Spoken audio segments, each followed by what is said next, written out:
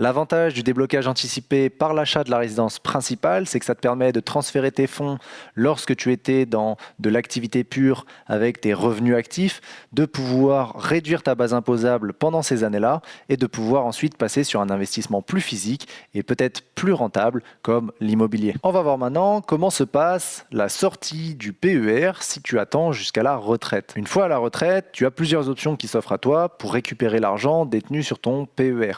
Tu as la sortie par le capital ou la sortie par rente viagère. Le capital te permet de prendre tout ou en partie d'un coup, alors que la rente viagère te permet un revenu régulier jusqu'à la fin de ta vie. Tu peux évidemment mixer les deux, faire une partie en capital et une partie en rente, mais le plus intéressant dépend évidemment de ce que tu préfères. Et quoique, parce que la fiscalité à la sortie, elle existe. Tu ne la payes pas à l'entrée, mais tu la payes à la sortie en fonction de ton choix d'exit. Donc si tu prends une rente viagère, tu vas être imposé comme un retraité, donc comme une retraite. Alors que si tu le considères comme du capital, si je ne dis pas de bêtises, tu vas être imposé et tu vas être soumis à la flat tax.